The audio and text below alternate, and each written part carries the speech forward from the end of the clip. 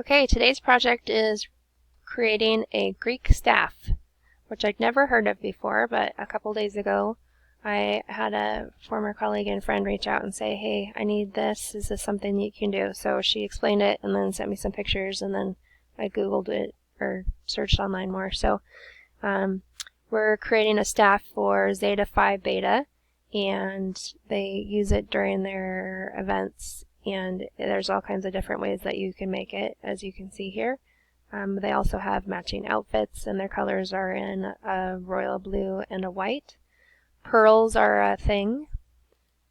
So pearls are representation, as well as 5 pearls and doves and cats. So like here they have a cat on this one, and just kind of different things. So looking online, looking at different things for inspiration, I was searching for doves, free clip art graphics, that kind of thing, and came across this one that is actually from Zeta Phi Beta.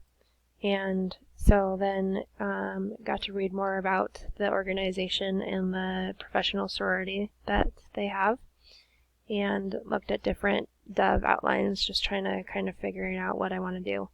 The cat silhouette I also found just by kind of thinking through, well, what kind of cat do we want, and looking for a free picture. So found those, downloaded them all, saved them to the computer, and then we get to work. So I got a staff, or a pole, a wood pole from our local building supply store. It's 6 feet tall. So we're going to create a staff here as our outline. We want it to be 72 inches tall, and the diameter is about 1.5 inches. So I use Inkscape. It's a free program. I haven't been able to do anything yet. It's just I've been able to do everything that I need to in this program that I would in any other program. So in my opinion, it's not worth paying for Photoshop or Illustrator or any of the other ones that are out there, but that's just my opinion. So I have this pole here, and the next part is we want to create Greek letters. So I spent way too much time trying to find the Greek alphabet as a font that I could download before realizing that I could just make it myself in Inkscape. And I even opened up Word and was using the symbols to try and copy and paste over, and opened up the character map trying to find it. Anyway, long story short, decided to make my own. So the characters we need are Z, I, O, and B. You can't see them because I skipped this step, so we're going to make them bigger here. And there we have it.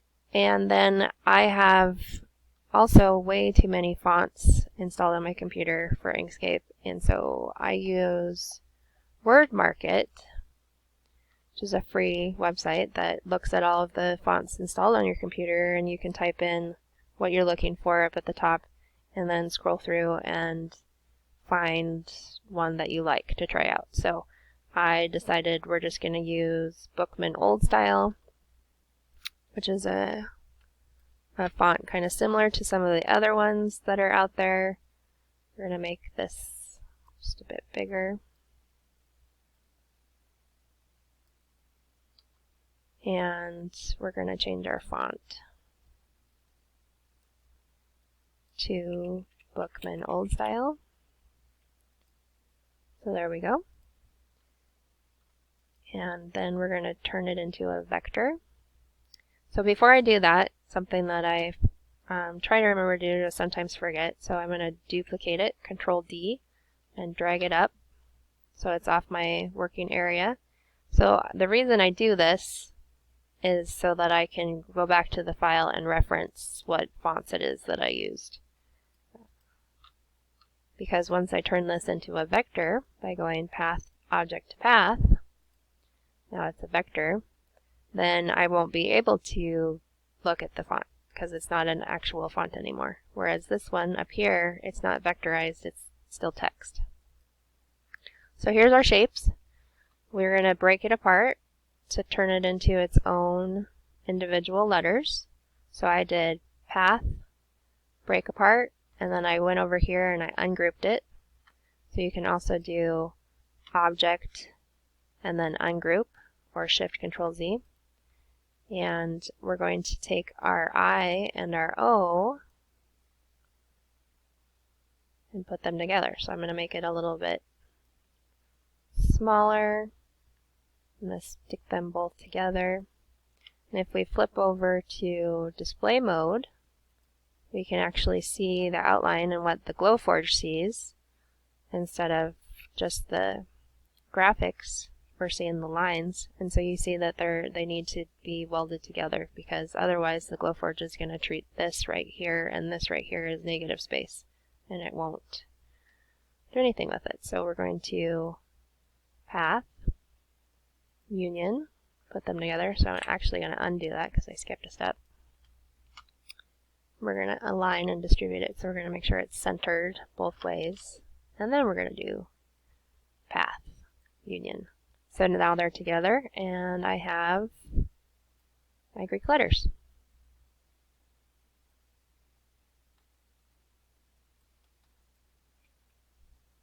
So the next piece is we're actually going to flip back over to normal mode. I'm going to place my letters on my pole, get an idea of how big I want them and where I want them. I had downloaded the dove, so we're going to import the dove.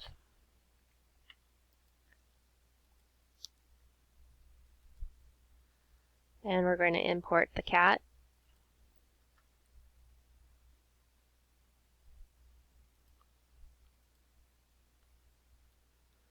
So there's my two items. I'm going to bring them back over here.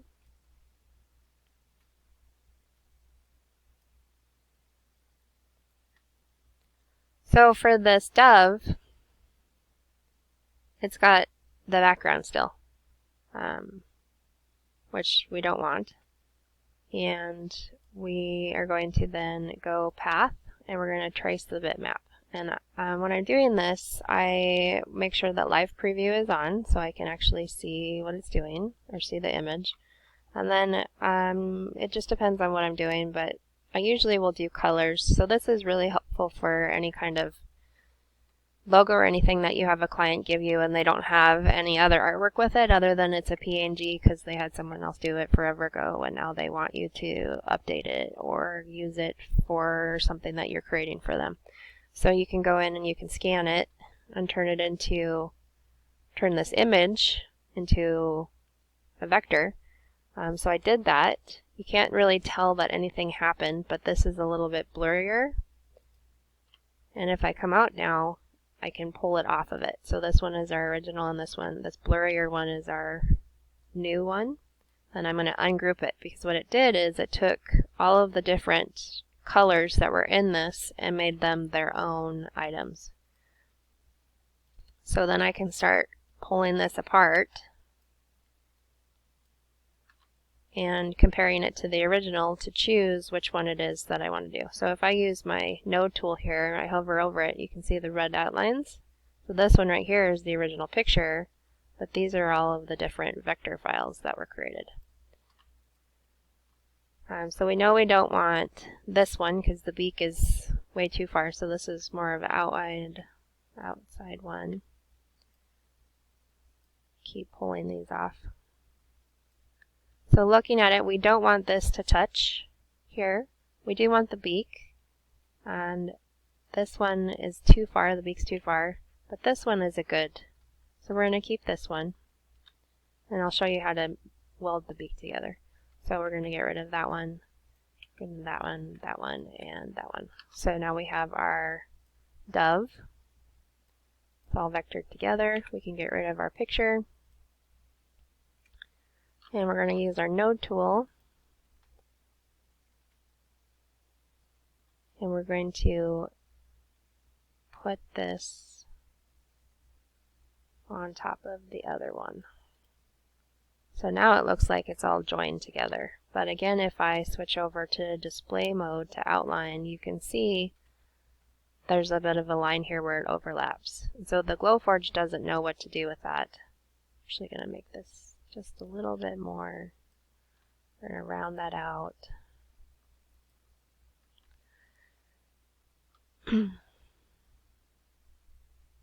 So the Glowforge doesn't know what to do with this.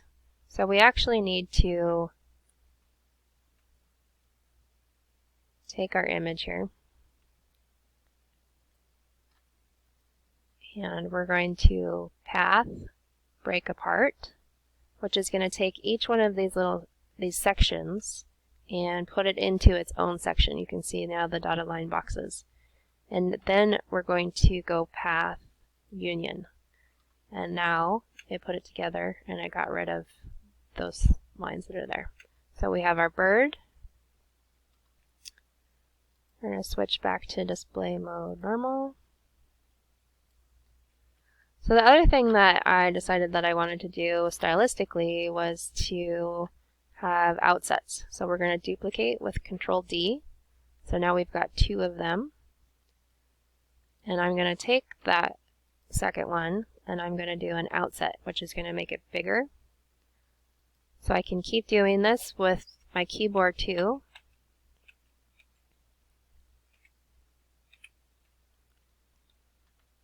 And I'm going to overlay this one on top. It's a different color. If I want to turn it white,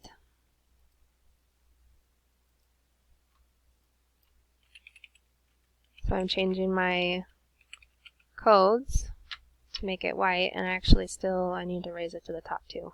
So there's my white inside of my blue. And I'm going to make that just a little bit bigger. So I did another outset. I chose the blue one.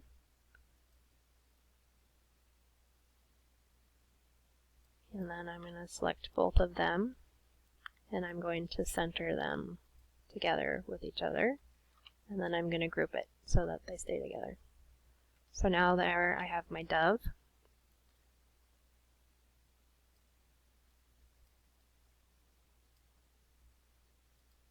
That I'm going to put at the top of the pole. So for the cat, again, we want to make sure that this is a vector. The file that I found actually was a free vector file. So I'm going to make my cat just a little bit smaller. And my Z, we're going to do our outset method. We're going to inset this Z just a little bit. Turn that one blue. Put this one on top.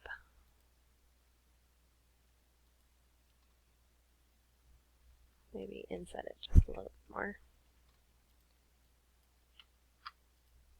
Center it all.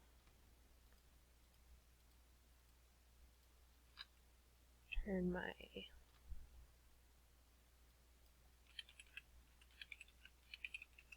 black to white.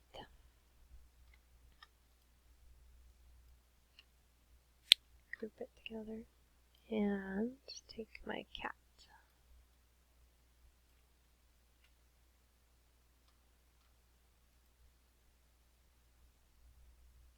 And we're going to raise it to the top.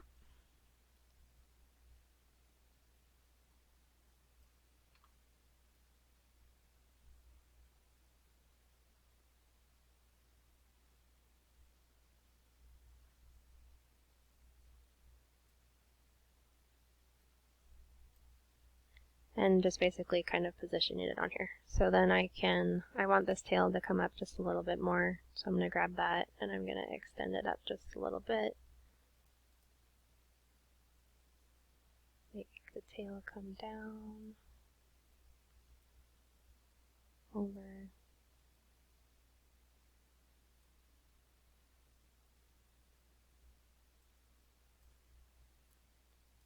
So there's my tail. And I actually wanted to touch this part. So later on I'll show you, we're going to be welding it all together. So I'm doing all of these steps and then end up with our final point that we'll submit to the client. So now we've fast forwarded, and this is the design that was approved by the client that I sent her. She said she loves it. I made the dove a little bit bigger per her request.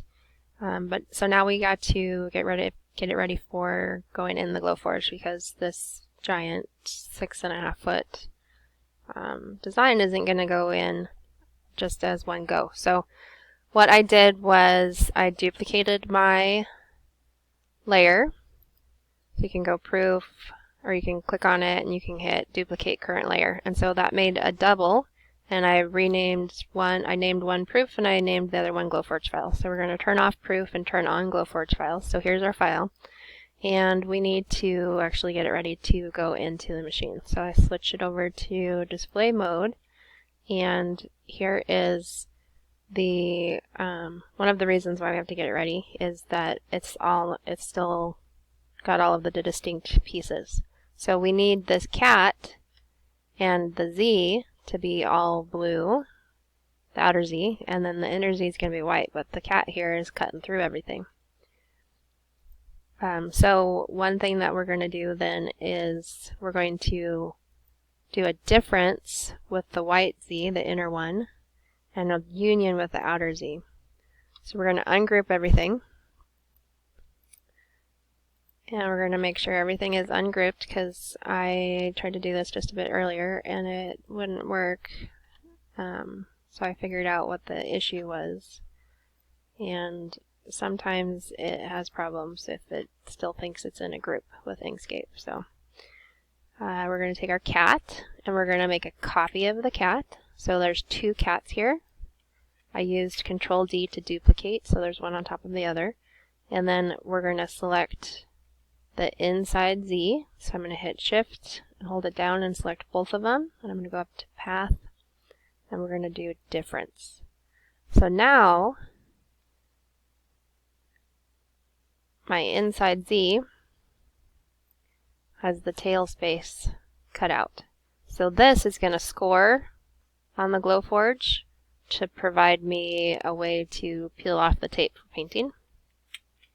And we still have our cat. Because you lost the duplicate cat when it did the difference. And then we're going to take our remaining cat and our outside Z, and we're going to go Path, Union, and put it together. So now we have all one blue shape and the Z cutting through it. And if we flip it back to normal display mode, it looks like what it's supposed to. So the Glowforge can read it, and it also looks like what it's supposed to. So let's check all the other ones just to make sure we're okay.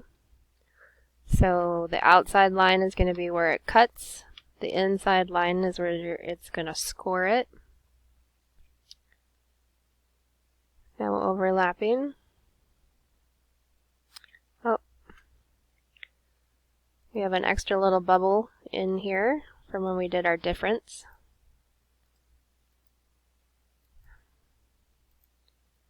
So we're going to get rid of that little hanging out node. And we've got all of our little pearls.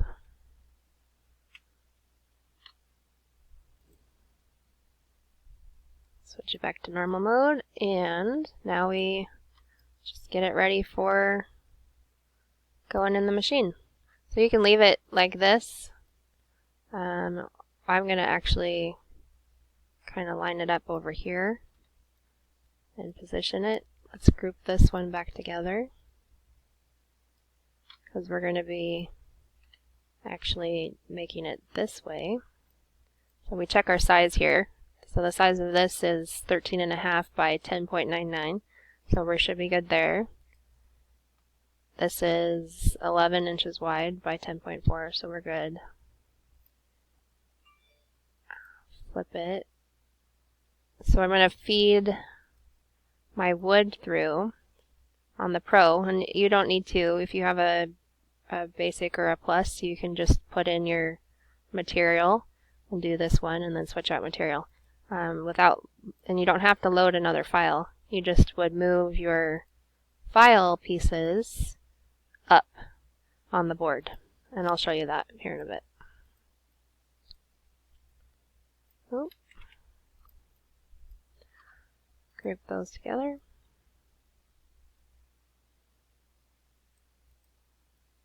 And actually for these, we can ungroup these now. These are just cutting out on the white material, so we can put them anywhere. Use up, not waste as much space.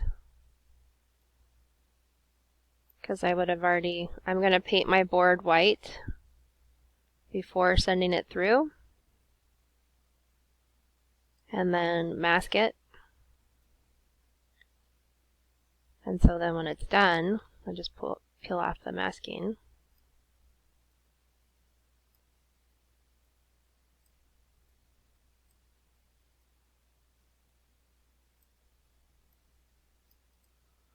Okay, and then we're going to hit save.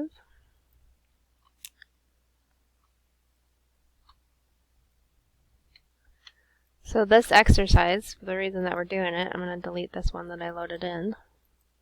I just wanted to see what it looked like.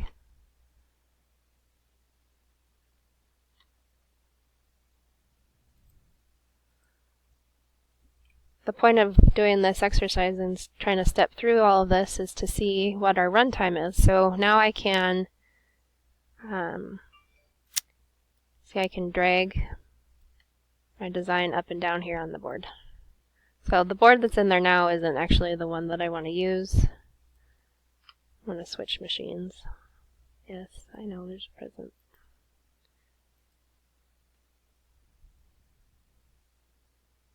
And position it in here.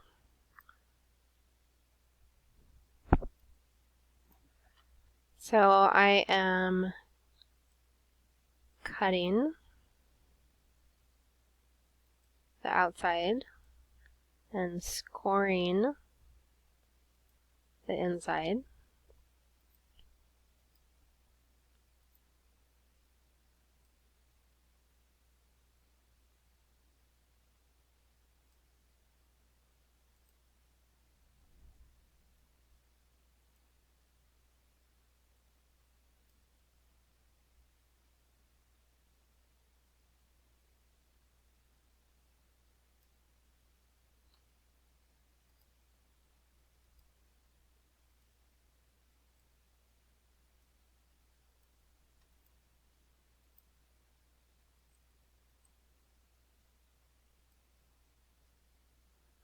And we're just going to put in 0.14125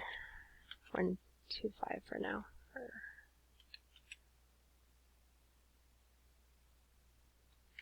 Sorry.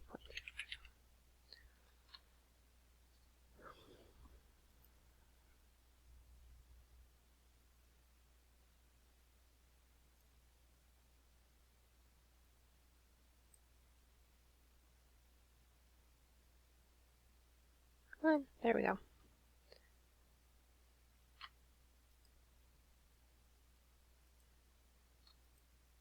And this is, we actually want to score it before we cut it in case it drops through. So if I hit ready,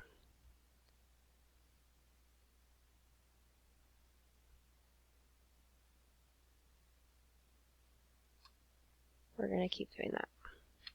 So then on my board here, I can document just in text how long it's going to take everything.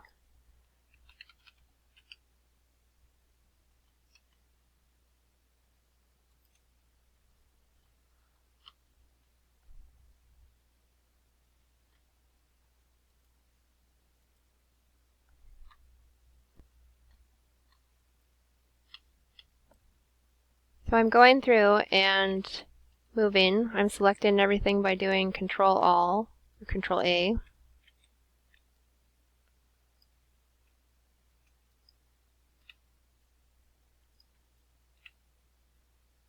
And just sliding the design up. And then I'm hitting ready to determine what the speed is.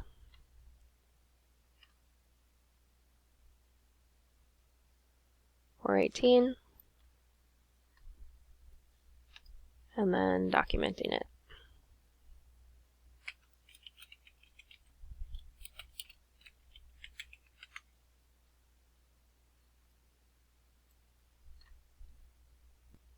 So here we have our total time, and I'm also going to document then supply costs. So we have our wood,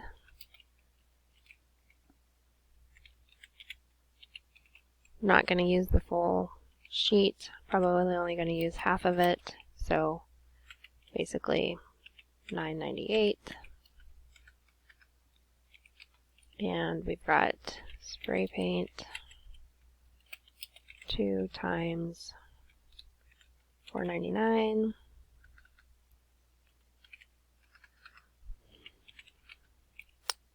And masking is fairly negligible, but out of that roll, we probably will use maybe $2 from it.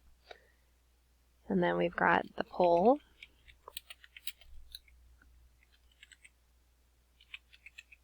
And screws.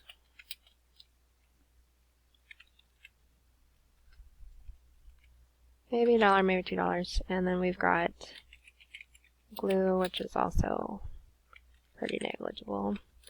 Laser time. I usually charge $25 an hour for laser time. We've got assembly time that goes with that too, but so 21.5 minutes. We'll just round up to 30, so we'll say we'll just round up a little bit. We'll go $18 for laser time, and then we're going to have design and assembly time.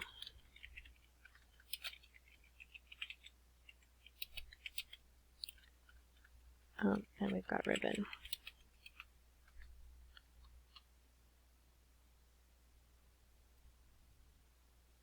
I'm not going to use the whole roll of ribbon. I got it on sale, so maybe $3. Design and assembly. About an hour's worth of a design. It'll take me probably about 30 minutes to do that, so we'll say 30 for our total project cost. So total project cost for this is $90, which we'll send over to the client for approval. And that is the end of the first part of it. Next up, we'll be actually making the items and assembling it all together.